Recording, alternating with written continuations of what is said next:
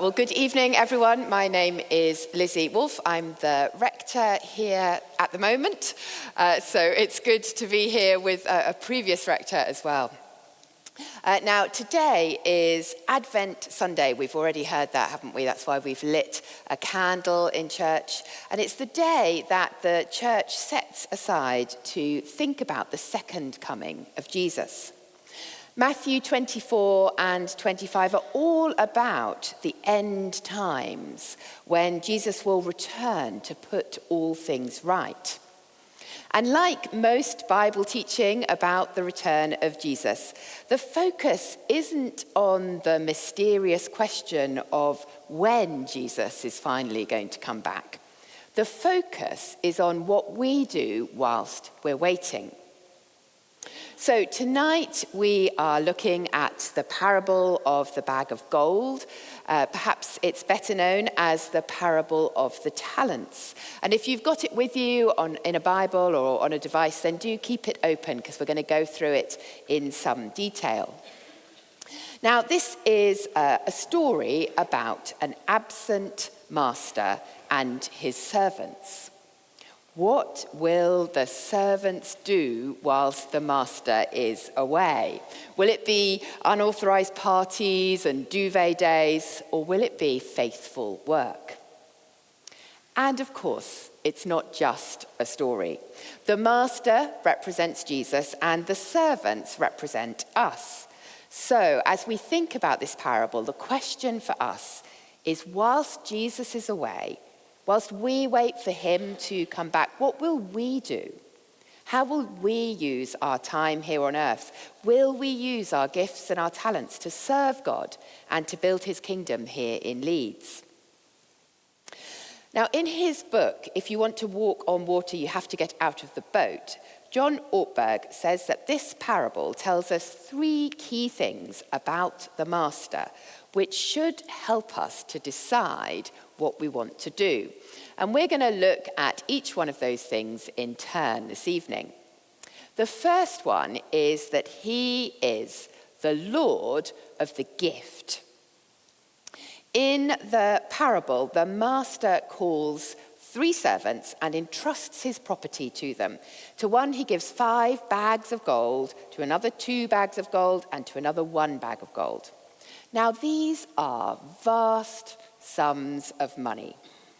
Each bag of gold was the equivalent of about 20 years' wages. So a modern-day version of this story would probably make the point by the master giving his servants £5 million, £2 million, and £1 million. This master is extremely wealthy. So he would have had a large workforce, lots of servants. But he's chosen 3 for an amazing opportunity. This is their chance to show what they're made of. It's their chance to exercise initiative and judgment. It's their chance to try their skills in the marketplace. It really is the opportunity of a lifetime. So what will they do? The little phrase, "at once," in verse 16 shows us that servant number 1 recognized what a fantastic opportunity he had been given. He responds at once because he doesn't want anything to get in the way. Now, I don't know what your preferred opportunity of a lifetime would be. Maybe Strictly want you as their new host, or you're called up to play for England. Maybe Rachel Reeves wants some help managing the country's finances. Or maybe there is something else that you have always dreamed of, something that you would just say yes at once, no questions asked. Servant number 1 in our story doesn't want the master to reconsider or to change his mind. He doesn't want to be sidetracked or distracted.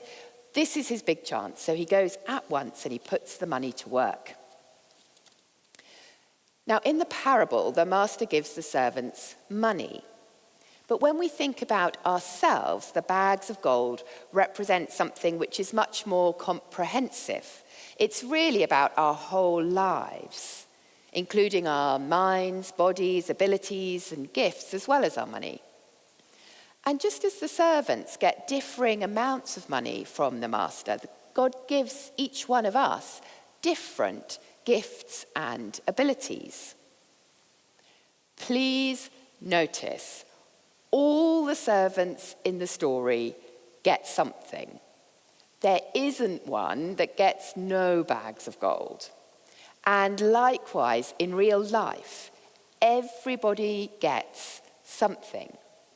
If you feel like you have absolutely nothing to contribute, it's not true, because God is the Lord of the gift, and he gives to all of us. The opportunity to use whatever skills and talents we've been given is truly the chance of a lifetime. So that's the first thing that we know about the master. The second one is that he is the Lord of the settled account. In the parable, the master returns after a long time and settles accounts with his servants. One by one, they come before him to give an account of their conduct whilst he's been away.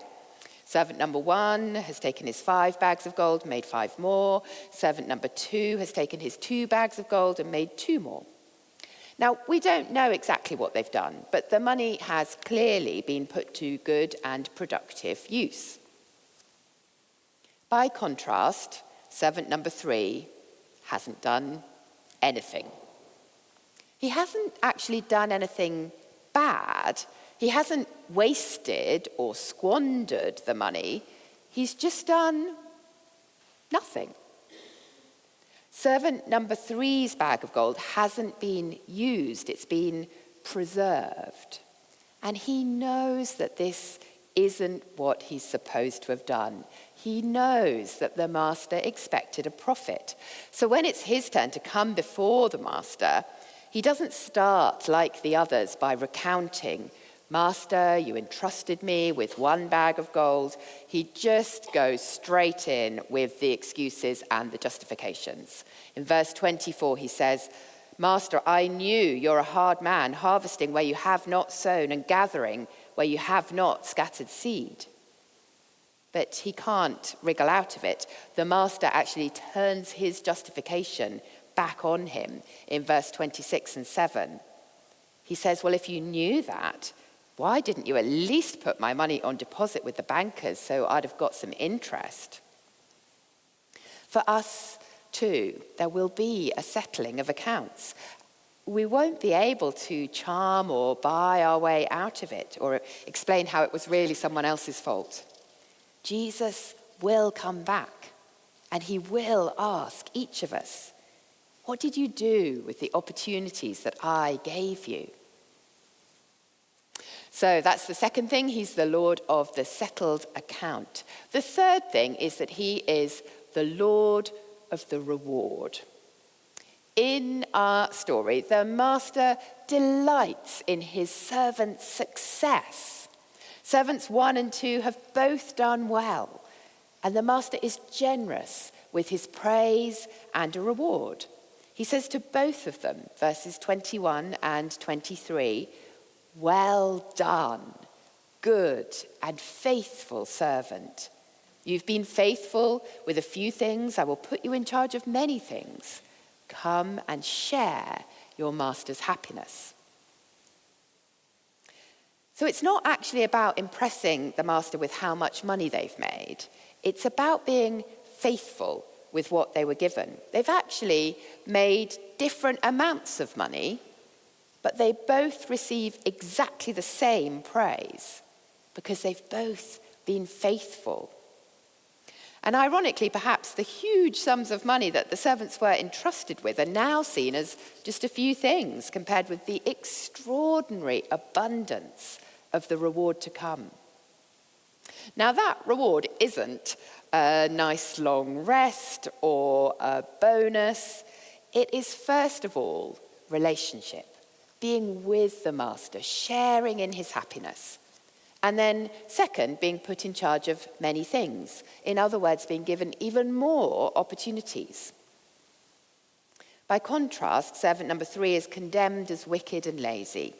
He has been unfaithful, so his gold is taken off him, and he is harshly thrown out into the darkness.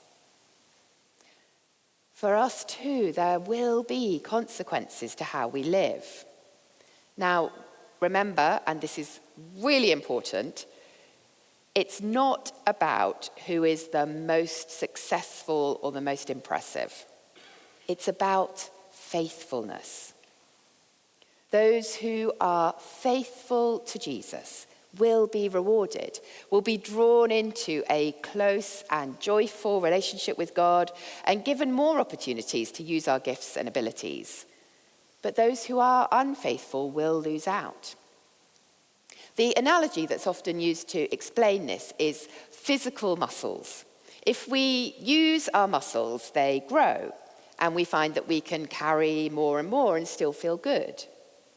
But if we lie in bed, perhaps because we're unwell, our muscles wither away and we can actually do less and less. So it is in the spiritual realm. If we're faithful, if we make the most of the opportunities that are in front of us, our capacity grows. But if we are unfaithful and do nothing, our ability to respond to the promptings of God diminishes, and eventually it might completely disappear. Now, I expect that most of us would like to hear Jesus say, "Well done, good and faithful servant." We want to be faithful, don't we? We want to make the most of all the opportunities that he gives us. We want to reach our full potential. So I think it is worth thinking about why servant number 3 didn't do that.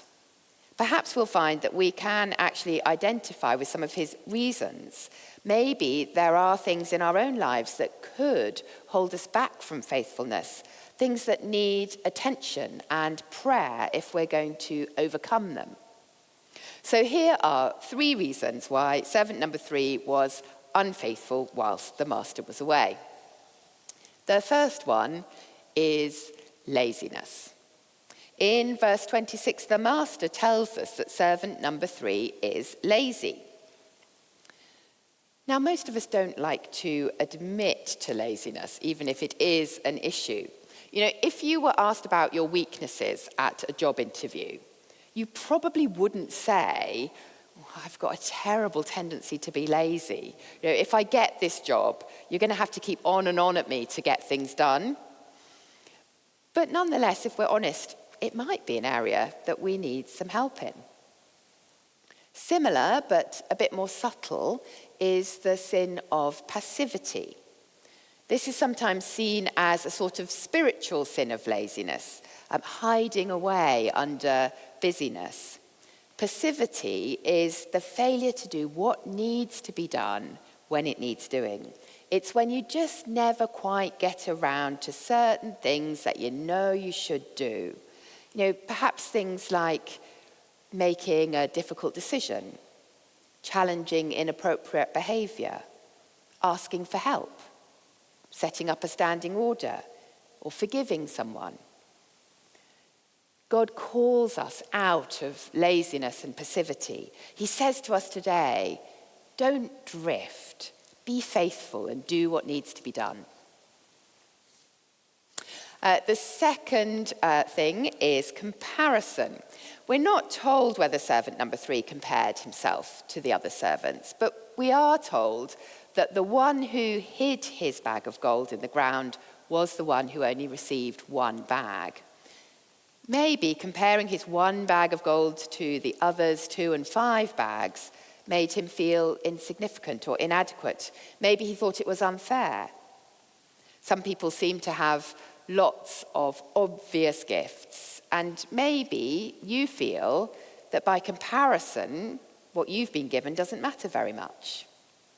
But again, that's not true.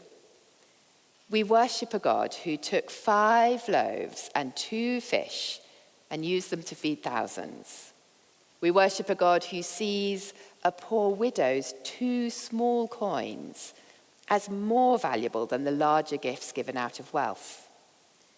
And we worship a God who died on a cross with criminals, foolishness to the world, but to us who are being saved, it is the wisdom and the power of God.